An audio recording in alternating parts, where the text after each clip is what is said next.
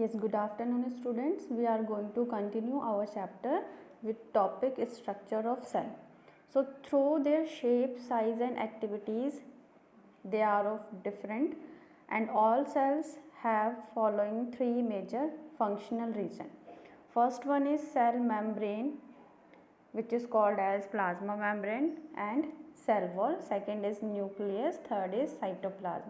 So we study one by one these three structures. So first one is plasma membrane. Plasma membrane present in cells of plants, animals and microorganism. The structure of plasma membrane is that they are living in nature, thin, delicate, elastic and selectively permeable membrane.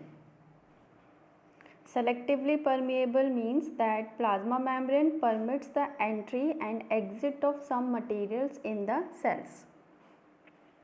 And the model of plasma membrane is suggested by Singer and Nicholson in year 1972, which is called as fluid mosaic model. This is a fluid mosaic model of plasma membrane. According to them, plasma membrane is made up of bilayer. That means the plasma membrane is made up of two layers of phospholipids. Phospholipids mean कि जो plasma membrane है वो किससे मिलकर बनी है, phosphorus और जो लिपिड्स हैं फैट्स उनसे मिलकर बनी है. इसकी टू लेयर्स होती हैं और इसमें क्या होते हैं, कुछ प्रोटीन्स प्रेजेंट होते हैं और ये जो प्रोटीन्स होते हैं ये इसमें क्या होंगे, स्कैटर्ड नहीं होते, इक्वली मैनर में प्रेजेंट होते हैं outer side and inner side. तो इनसे मिलकर जो है प्लाज्मा मेम्ब्रेन का फॉर्मेशन होता है. Next is what is the function of plasma membrane. Plasma membrane is a selective permeable membrane.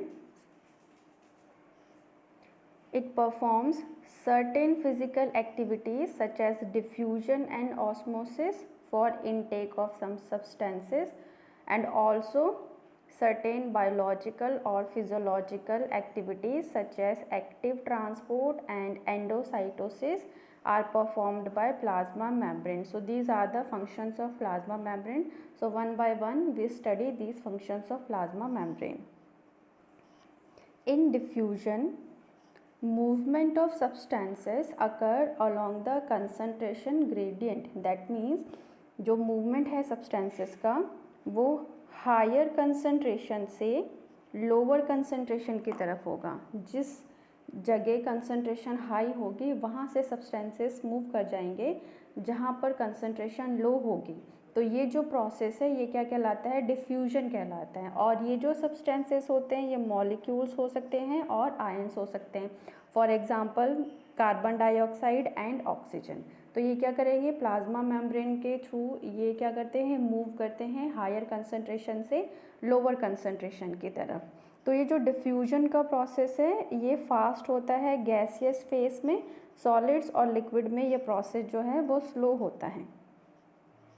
So now we study the role of diffusion in gaseous exchange through this diagram. तो here it is the diagram of amoeba and you know that amoeba is a unicellular organism which is present in water. तो अब जो amoeba है उसको respiration के process के लिए क्या होगी, ऑक्सीजन की नीड होगी.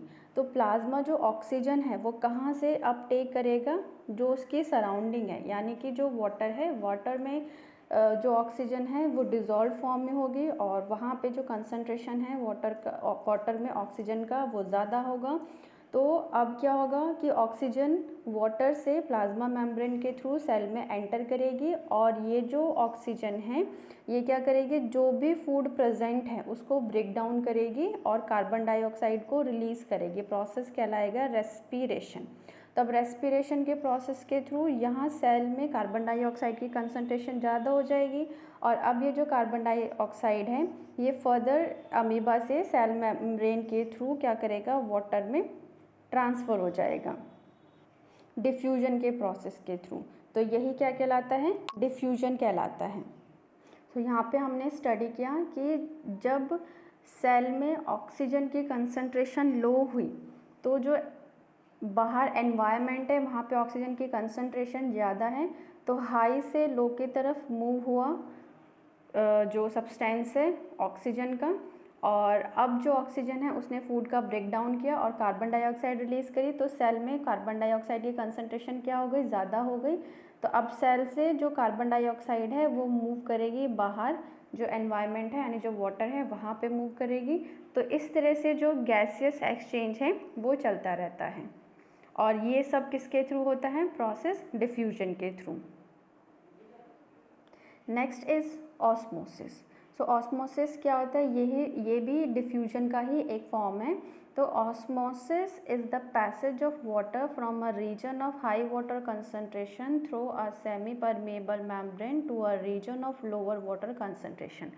ऑस्मोसिस में भी सेम प्रोसेस होता है डिफ्यूजन के जैसा ही, कि इसमें क्या होगा, जो सब्सटेंसेस हैं वो हायर कंसंट्रेशन से लोअर कंसंट्रेशन की तरफ मूव करेंगे, बस किसके थ्रू मूव करेंगे, सेमी परमेबल मेम्ब्रेन के थ्रू। तो इसमें डिफरेंस क्या होता है ऑस्मोसिस और डिफ्यूजन का, कि जो ऑस्मोसिस है उसमें सेमी परमेबल मेम्ब्रेन हेल्प करती है जो सब्सटेंसेस हैं उनके मूवमेंट के लिए, और डिफ्यूजन में ऐसा प्रोसेस नहीं होता है। दैट मीन्स डिफ्यूजन में सेमी परमेबल मेम्ब्रेन एब्सेंट होती है। So now we study the behavior of cells for different types of solution, and the solution are three types: hypotonic solution, isotonic solution and hypertonic solution. So in hypotonic solution, medium surrounding cell has higher water concentration than cell. Hypotonic solution में क्या हो कि जो surrounding होती है उसमें water की concentration ज़्यादा होती है, और जो सेल है उसमें वाटर की कंसंट्रेशन कम होती है। आइसोटोनिक सॉल्यूशन में क्या होता है कि जो मीडियम है has exactly same water concentration as the cell. इसमें सेल और मीडियम दोनों में जो कंसंट्रेशन है वाटर की वो सेम होती है। हाइपोटोनिक सॉल्यूशन में medium has lower concentration of water than cell, यानी कि जो मीडियम है, जो सराउंडिंग है उसमें वाटर की कंसंट्रेशन कम होगी, और जो सेल है उसमें वाटर की कंसंट्रेशन ज़्यादा होगी। तो इस तरह के जो सॉल्यूशन है वो hypotonic, hypertonic and isotonic solutions कहलाते हैं। सो इनके रिजल्ट क्या निकलेंगे, अगर हम इस तरह के सॉल्यूशन में एनिमल सेल और प्लांट सेल को रखते हैं तो हमें क्या रिजल्ट देखने को मिलता है। अगर हम हाइपोटोनिक सॉल्यूशन में किसी सेल को रखते हैं तो जो सेल है वो क्या करेगी, वाटर को गेन करेगी by the process of osmosis, and result क्या होगा, cell is swell up, ultimately it burst. Isotonic solution में अगर हम किसी सेल को रखते हैं तो इससे क्या होगा, water crosses the cell membrane in both direction, कि जो वाटर का मूवमेंट होगा सेल में और जो सराउंडिंग है उसमें दोनों डायरेक्शन में मूवमेंट होगा। तो इससे जो सेल है उसका जो साइज़ है वो सेम ही रहेगा, कोई भी चेंजेस देखने को नहीं मिलते हैं। हाइपोटोनिक सॉल्यूशन में अगर हम किसी सेल को रखते हैं तो क्या होगा, water crosses the cell in both direction but more water, कि क्या होगा, वाटर क्रॉस करेगा सेल में, दोनों डायरेक्शन में करेगा, लेकिन जो वाटर का लॉस है वो ज़्यादा होगा। सेल में से क्या होगा, वाटर रिलीज हो जाएगा और जो सेल है वो क्या हो जाएगी, श्रिंक हो जाएगी।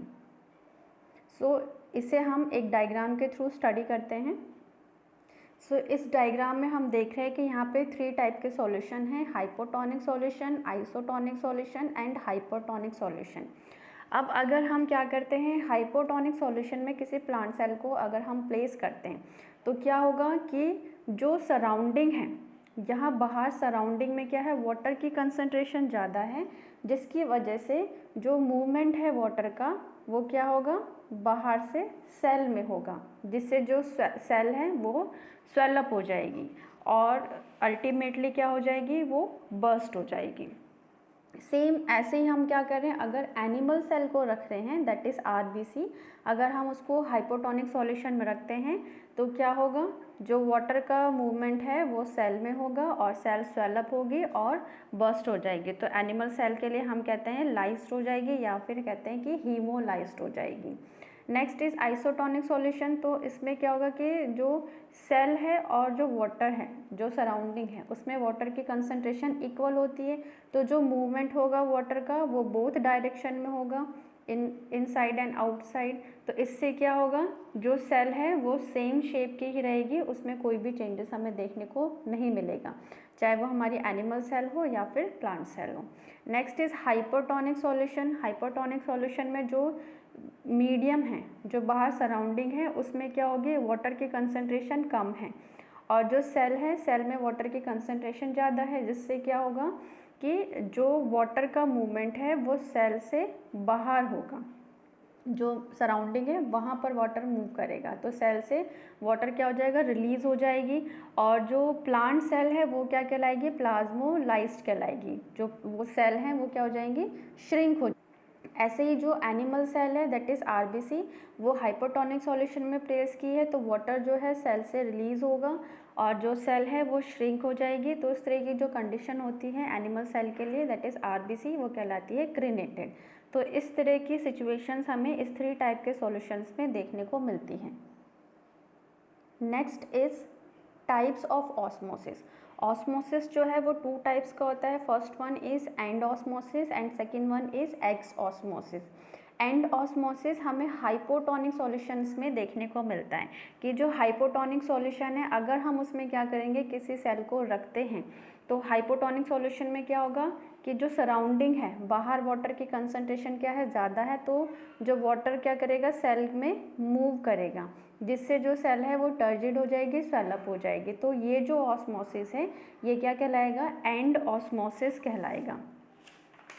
कि जो एंड ऑस्मोसिस है उसमें क्या होता है कि जो मूवमेंट है वाटर का वो क्या होगा, इनटू द सेल होगा। एक्स ऑस्मोसिस हमें हमेशा कहाँ देखने को मिलेगा, हाइपरटोनिक सॉल्यूशन में देखने को मिलेगा। कि जो हाइपरटोनिक सॉल्यूशन है उसमें क्या होता है कि जो सराउंडिंग है वहाँ पे वाटर की कंसंट्रेशन कम होगी, जिसकी वजह से सेल से जो वाटर है वो बाहर एनवायरनमेंट में रिलीज़ होगा और जो सेल है वो श्रिंक हो जाएगी, फ्लैसिड कहलाएगी, और ये हमें हाइपरटोनिक सॉल्यूशन में देखने को मिलता है। तो एंड एक्स ऑस्मोसिस में क्या होता है कि जो मूवमेंट है वाटर का वो क्या होगा, आउट द सेल, तो इसमें जो वाटर है वो सेल से रिलीज होगा।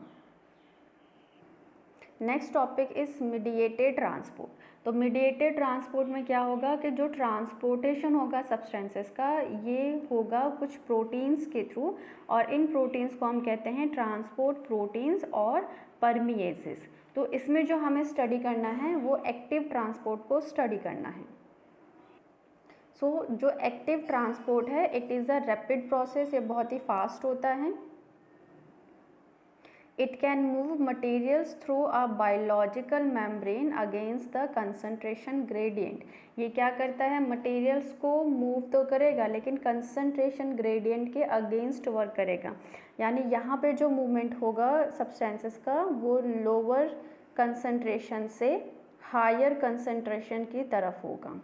It takes place in one direction only, एक ही डायरेक्शन में ये होता है। इसके लिए प्रोटीन्स की नीड होती है जिन्हें हम कैरियर प्रोटीन्स कह सकते हैं, और एनर्जी की भी नीड होती है। It brings about selective uptake of material, सिर्फ सेलेक्टेड मटेरियल्स को ही ये ट्रांसपोर्ट करता है, which leads to accumulation of materials in the cell, जिससे सेल में सब्सटेंस क्या होते हैं, एक्यूमुलेट होते चले जाते हैं। Next function of plasma membrane is endocytosis and exocytosis. So endocytosis is the ingestion of material by the cell through plasma membrane. Plasma membrane के थ्रू जो मटेरियल्स का अपटेक होता है उस प्रोसेस को हम कहते हैं एंडोसाइटोसिस। इसके एग्जाम्पल हैं फैगोसाइटोसिस एंड पोटोसाइटोसिस। तो जो फैगोसाइटोसिस है इसे हम कहते हैं सेल ईटिंग, एंड जो पोटोसाइटोसिस है इसे हम कहते हैं cell drinking. So here we study only phagocytosis. Phagocytosis means cell eating, and इसका जो सबसे कॉमन एग्जाम्पल है वो है अमीबा। कुछ स्पॉन्जेस भी इसको परफॉर्म करते हैं, एंड जो वाइट ब्लड सेल्स हैं वो भी क्या करती हैं, इस प्रोसेस को परफॉर्म करती हैं। वाइट ब्लड सेल्स को हम ल्यूकोसाइट्स भी कहते हैं। सो इस डायग्राम से हम स्टडी करते हैं एंडोसाइटोसिस एंड एक्सोसाइटोसिस को। एंडोसाइटोसिस में क्या होता है, इनटेक होता है सब्सटेंसेस का। एक्सोसाइटोसिस में रिमूवल होता है सब्सटेंसेस का। तो इसमें जो कैरियर वेसिकल्स होते हैं वो हेल्प करते हैं इस प्रोसेस में। अब ये जो प्लाज्मा मेम्ब्रेन है, इससे जो सब्सटेंसेस हैं वो क्या करेंगे, सेल में एंटर करेंगे। यानी सेल क्या करेगी, फूड पार्टिकल को या सॉलिड सब्सटेंसेस को अपटेक करेगी। और अपटेक करने के बाद ये क्या करेंगे, जो फूड वेसिकल्स होते हैं उसमें ये सब्सटेंसेस एंटर हो जाते हैं। इस तरह से फूड वेसिकल्स में ये सब्सटेंसेस क्या होंगे, एंटर हो जाएंगे। और यहाँ पर ये जो अपटेक हो रहा है कि आप देख रहे हैं कि जो प्लाज्मा मेम्ब्रेन है वो क्या कर रही हैं, कुछ इस तरह से फिंगर लाइक प्रोजेक्शन को फॉर्म कर रही हैं, जिन्हें हम स्यूडोपोडिया कहते हैं, फॉल्स फूड कहते हैं। और फिर ये क्या करेगी, इस तरह से उसको कैप्चर करती चली जाती है और एक वेसिकल का फॉर्मेशन कर देती है, जिसे हम फूड वेसिकल कहते हैं। तो इस तरह से जो ऑर्गेनिज्म हैं वो क्या कर रहे हैं, फूड का अपटेक कर रहे हैं। तो प्रोसेस क्या कहलाता है, एंडोसाइटोसिस कहलाता है। अब ये जो वेसिकल्स में फूड पार्टिकल प्रेजेंट है, इन फूड पार्टिकल्स का क्या होगा, डाइजेशन होगा। और जो अनडाइजेस्टेड फूड है वो फर्दर क्या होगा, बॉडी से रिलीज हो जाएगा। तो इसमें ये जो वेसिकल है जिसमें अनडाइजेस्टेड फूड प्रेजेंट होगा, ये फर्दर क्या करेगा, प्लाज्मा मेम्ब्रेन से अटैच होगा।